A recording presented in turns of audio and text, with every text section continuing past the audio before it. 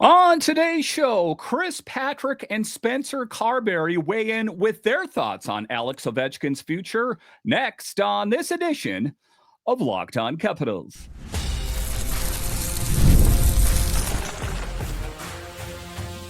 Your Locked On Capitals, your daily podcast on the Washington Capitals. Part of the Locked On Podcast Network, your team every day. Well, hello and welcome into this edition of Locked On Capitals, part of the Locked On Podcast Network, your team every day. My name is Dan Holme. I've covered the Capitals for the past 3 seasons for Locked On and various other outlets before that. I'm also the host of the weekly show called The Capitals Minute Cast, available wherever you find your podcasts. And as always, I want to thank you for making this your first listen of the day. Today's episode is brought to you by our friends at Monarch Money. Take control of your finances with Monarch Money. Use code LOCKEDONNHL at monarchmoney.com for 50% off your first year. So in this edition of Locked On Capitals, we talk about questions going into the 2025-2026 season. And one of the biggest players with a question mark surrounding him is Martin Fehervary. Listen, we know he got injured. We know that meant Alex Alexiev had to pick up the slack in the playoffs. And surprise, surprise, the Capitals didn't play as good as we thought. We were told that Martin Fehervary will be good to go in the fall.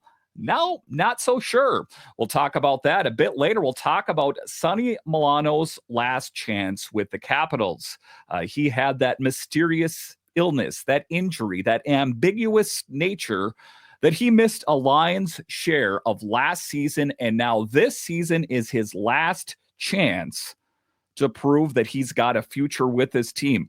Where does he fit in? But just to get it going here, talking about Alex Ovechkin's last ride with the Capitals, well, maybe. And if you are an everydayer of the show, you know I spoke about Alex Ovechkin's future at various points ad nauseum. And it is my belief that this will, in fact, be Alex Ovechkin's last season with the Capitals in the NHL. If anything, I believe that he is going to go and finish it up with Dynamo Moscow, where it all started for him, kind of a good bookend on his career. And I think that the big reason that he's not committing to saying that this is his final season is that every city, every stop, he doesn't want to have to answer, so Ovi, what is it like playing the last time in Pittsburgh or San Jose or Toronto? That I think that he knows. And, I think the hand has been kind of tipped a little bit.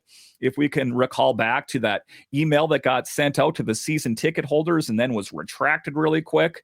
And then his wife speaking with Russian media saying that this is his final season. And they said, well, that wasn't really the case. That was just lost in translation.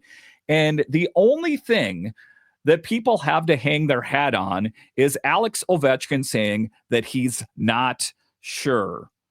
And I think to just kind of keep it open in the air, to keep it a bit ambiguous, that they're not going to pester him all season. And later in this segment, I'll talk about, Chris Patrick and Spencer Carbery. They weigh in and they talk about that they don't know his future. But if you're asking me, I think the right thing to do for Alex Ovechkin before it gets to the end of the season and the Capitals are left reeling about what are we going to do here, that he would kind of let us know, not until the end of the season, because if you think back with TJ Oshie, he waited almost until the final moment to say that he wasn't good to go, that the Capitals need to plan for their future. I understand that Alex Ovechkin is a bit of an exception to the rule, as he is a huge piece, has been for years, is the captain of the team, one of the greatest hockey players of all time. But I think he knows, and I think that he should tell the Capitals sooner than later about his future. Now, are there things that could happen during the season that could change his mind? Absolutely. but I think that he is almost certain of his future. And I'm talking about this because of Tom Glitti from NHL.com put out an article here recently where he had quotes in there from Chris Patrick and Spencer Carbery, and they weigh in with their thoughts on the Great Eight. So let's dive into that here in segment one. And ultimately, it's going to be up to Alex Ovechkin, of course, to decide when he's ready to talk about his future with the Capitals, if there is, in fact, a future. And honestly, that should be that way. I think that the cards, he should be holding the cards here. It's his future. It's his legacy. And I think that he's earned that. And I've never begrudged him of that. The guy has 897 goals, all-time leader, and nothing will ever take that away from him. And, he's about to be turning 40 here on September 17th when training camp opens. How apropos is that?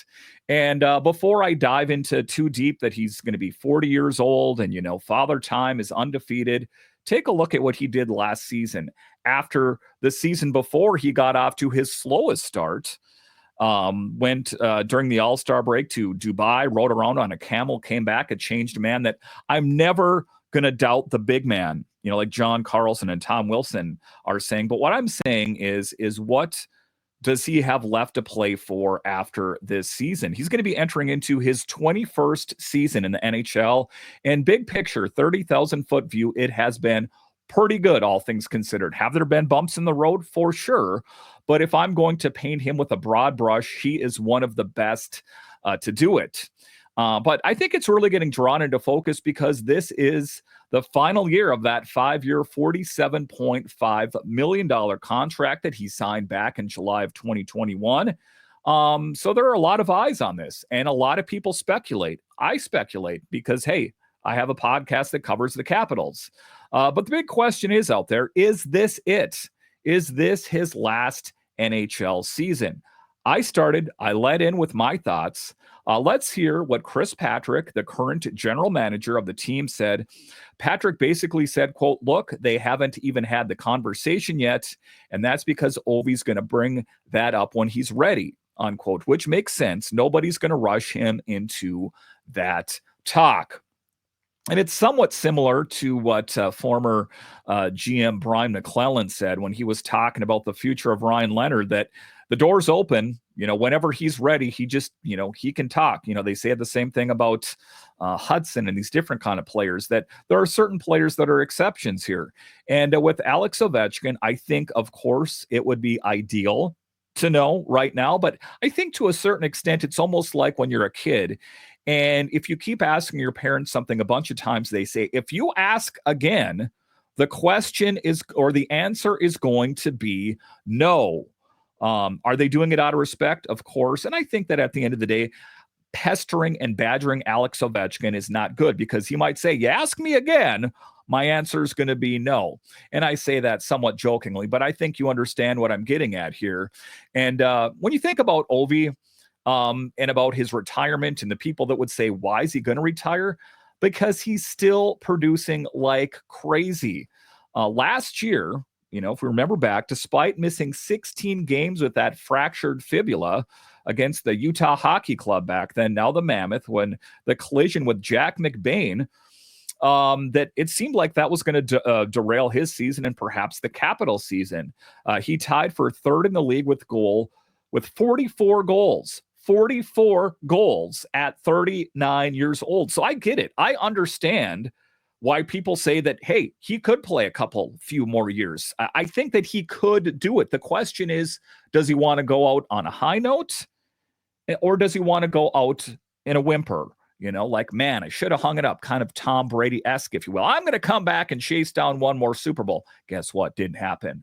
And it's not an apples for apples comparison necessarily, but at 39, going to be 40 to start the season, you got to start to kind of question, if he signs a 2-3 year deal, what kind of hockey is Ovi going to be playing at 43 years old? I think it's the reluctance as Capitals fans for us to accept that change that I think can ultimately be detrimental to this team, big picture, as far as planning for the future. But talking about last season, Just a record-breaking season in every sense of the word. April 6th against the Islanders, that's when he scored goal number 895 and passed Wayne Gretzky. That was the moment, the record that everyone thought was untouchable, and he smashed it. The unthinkable thing, the record that seemed like it was going to be untouchable, that no one was going to touch the great one. Well, the great 8 did just that. And now he's got 3 more goals to hit 900. So there are things that he is chasing down, right? I get that. He's 9 games away from 1,500 in his career, a long career, a steady producing career, and ultimately why Chris Patrick and the Capitals are giving him plenty of leeway to say, Ovi, just let us know when you're ready. And he's just 19 points away from cracking the top 10 all-time in NHL scoring. So, yeah, there's plenty of motivation to play for. The question, however, is how many of those accomplishments, goals, can he accomplish this next season? And is he going to come back if he didn't check all the boxes? Does Alex Ovechkin care about checking all of the boxes? Or is he happy as is? But here's the thing that stood out, though. After they lost to Carolina in the second round, Ovi said he hadn't even thought about how much longer he's going to play. Pretty interesting. Do I believe it? Not so much. But I believe it to an extent. And I say a small part of me believes that, because what I know about Alex Ovechkin, just based on interviews, is he seems to be the kind of guy that lives in the moment, right here, right now. I think he kind of knows. I just don't think he wants to think about it. Because if you had to have some kind of plan, you think he would hint at it. Instead, he's saying, I'm going to do my best next year, and then we'll see. You know, again, it's kind of open-ended to a certain extent, but I think that we can all draw our own conclusion. I think that he wants to chase down another cup. I get it, but there's no assuredness that if he does sign a 1, 2, 3-year deal, that that's going to even happen. And if you want to talk about the Capitals organization here for a moment, well, Chris Patrick didn't do Alex Ovechkin any favors by not going out and just massing this team up for success, just rounding up the best players possible to give him his best chance at winning. What did he do? He, from what it appears right now, it appears that we're going to be leaning into the youth this next year. Could that pay off? Yes. Could it fail miserably? Yes, as well. Unproven commodities, Leonard, Crystal, these kind of guys, that if you think this is his last year and you think that Alex Ovechkin is chasing down another Stanley Cup this year, wouldn't you surround him with that best talent? That's the question. And when Spencer Carbery says Ovi's motivation hasn't changed at all, that he's still wired to score goals and win games, I believe it, unquote. I do. And I don't think anyone ever has doubted Alex Ovechkin's motivation. It's just, does he in fact want to keep playing? And how many more years? Let me know what you guys think. Hit me up on Twitter at DanCaps218 or on YouTube. If Ovi gets 900 this season, which, I think he's going to do that in the early part of the season, is that going to be enough boxes checked off? Or do you think he's going to sign a 1, 2, 3-year deal? I'm really interested to hear your thoughts. Again, my thoughts, I think that he wraps it up at the end of the season, maybe plays one more season in Russia. It's kind of, his right-hand man, Nick Backstrom, is doing that with Brina Seif. So it's possible. But that's where I'm at right now with Alex Ovechkin. I still think he's going to retire. I think that certain things could transpire that might change his mind. But I'm leaning quite heavily into the fact that I believe that this is going to be his final season. I think it's going to be must-watch hockey for sure, that every night he's going to give his all. And if this is his final season, we want to watch every single game. All right, so coming up here after the break, we'll talk about Martin Fehervary and question marks about next season. Will he be able to join the Capitals right out of the gate? I'll discuss next.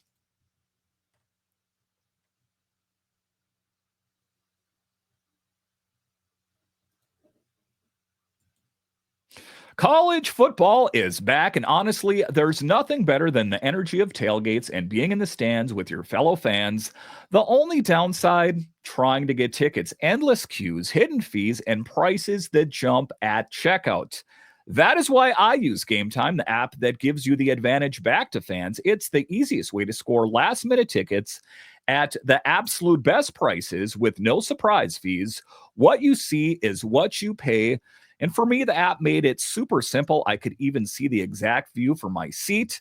I love Zone Deals too. Pick the section. Game Time picks the seats, and you save big. And I love that. I got a tight budget. I got kids, but I still loves me some college football. And honestly, it's faster, cheaper, and less stressful than any other way I've bought tickets. So take the guesswork out of buying college football tickets with Game Time.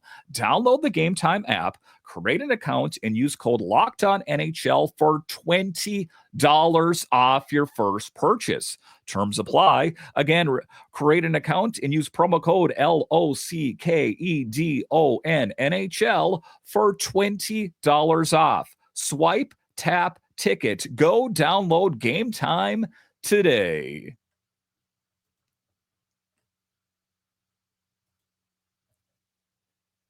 All right, welcome back into this edition of Locked On Capitals, part of the Locked On Podcast Network, your team every day. You can find me over on Twitter. It's at DanCaps218. You can find the show on Twitter. It's at Locked On Caps. So in the second segment here, we're talking Marty Fehervary and question marks.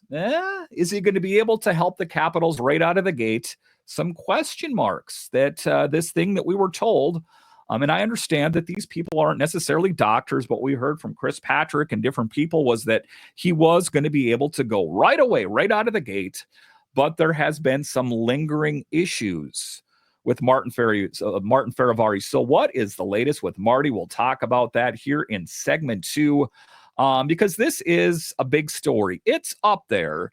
We know he just signed that big contract, $42 million, $6 million AAV starting in 26-27. And look, I love the deal for the Caps. He is one of the best on the blue line. There is no doubt. And the fact that he's young, only 29 years old, he's been one of their best shutdown defensemen, and now he's locked in long-term. Pause. Okay, that's the good news. The hard part here is that he is injured. A lot better than he was, but there is rumblings out there that those issues that we told were going to be better are lingering. So here's the issue. That knee, that meniscus tear, if you follow sports, you know that's a nasty one. He had surgery after that late season injury against the Isles, and he missed the entire playoff run. And, well, the Capitals paid dearly. As you know, Alex Alexeyev is definitely not Martin Fehervary. Now, he was supposed to be skating a month ago. That's what the trajectory was. But here we are, and he still has not hit the ice yet. Not good. And why is that? Because, well, he is still dealing with inflammation and pain that just won't go away. But there's good news, guys. We're good. We have Declan Chisholm. Oh, wait. Yeah, we're hoping that Declan Chisholm is going to be the guy that's going to fill in because the ghosts, the hauntings of last year are kind of coming to spook us again, that we're going into next season. And it's going to be down the depth chart right away, right? I mean, I know we have McElrath in the mix. You know, Ethan Bear was off to the next one there. And now it's Declan Chisholm. And, you know, whatever player might pop from Hershey and camp, that it's not ideal that the Capitals are kind of behind this whole thing. And that's concerning because this isn't just some depth guy. Fehervary is a top 4 defenseman, not plug and play. He plays hard minutes. He kills plays. He hits. He checks all of the boxes on the Capitals blue line. But now they're left scratching their head. We need Martin Fehervary in the lineup sooner than later. He says he's confident, and he's a tough guy. Make no mistake about it. Martin Fehervary is not the kind of guy that's just like, oh, I don't think I'm ready to go yet because no, he's a tough guy. If there is a chance for him to go in there, he's going to play. I have no doubt about that. But man, if not, this changes things for the blue line in a big way. So, you know, if you're a glass half full, he said he's going to be good to go. And I want to believe it, but the fact that he has not put in any work on the ice yet has me concerned. They did add Declan Chisholm, and I'm not here to punch holes in the side of his boat here, but again, it remains to be seen how he fills in. But that's definitely not a one-for-one replacement for Fehervary. He and Matt Roy have been money as a shutdown pair. If he's out, that's a hole that you feel every single night, and could definitely set the Capitals back a bit here. Again, we're hoping that there's guys in Hershey, if it's not Declan Chisholm, or even if it is, that are going to be able to step up. I think the key thing here is he's saying he doesn't want to rush it. And honestly, I'm fine with that. Oftentimes with those kind of injuries, when you rush back is when they get that much worse. Because the absolute worst thing, in my opinion, is if he pushes it and ends up on the shelf for another 6 months. Like, I wanted to join the Capitals right out of the gate. I said I was going to do it, even though I didn't feel 100%, but now I just made everything worse. That is not what we want to hear. I think that, if there was a time for this to happen, I guess if I had to pick a time, it would be right now, right? Because it's the start of the season and you have some runway, as long as he's not out too long, that, hopefully the depth guys, if it's Declan Chisholm or McElrath or whoever the case might be, Hershey call-up guy, that they can fill in admirably in his absence. Because I don't want to start the season on the wrong foot. I really don't. But if there was a time, that now is the time. But let me know your thoughts. Again, this on Twitter at DanCaps218 or on YouTube. Are you worried about Fehervary not skating yet? Or are you a glass half full and you're confident that he'll be good to go when puck drops? Because for me, if the Caps want another deep run, they need Marty at 100% for sure. Not ideal timing. I get that. And hopefully, like he said, he is going to be able to be a full go one puck drops. All right, so coming up here after the break, another player that is doing his darndest to crack the roster and find a spot somewhere, Sonny Milano, a name we haven't spoke about in a while. I'll discuss straight ahead.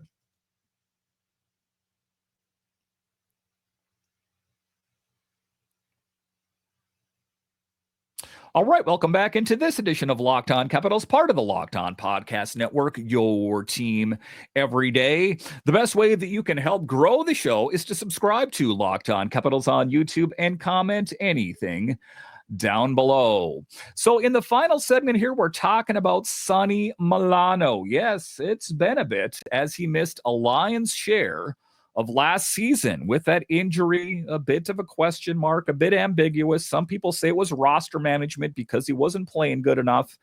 In any event, before we take deep dives into conspiratorial waters, that this is his time to try to prove that he's worth a spot on this roster, as there is a lot of young talent that's working its way up in Crystal, in Leonard, Miroshnichenko, these kind of guys, that it's not a give me for Sonny Milano. And I think in a lot of ways, I wouldn't be too surprised if he doesn't make it through camp and he might be on to the next one. Let's dive into it, talking about Sonny Milano. And like I've talked about in the show, looking back on my notes on Sonny when the Capitals first acquired him, is, he was slated to play in Hershey, but got his opportunity on the Capitals. I put down he has a good nose for the puck, puts himself in the right place, and from the video footage that we saw at training camp, this is the best version of Sonny Milano that we've seen in quite some time.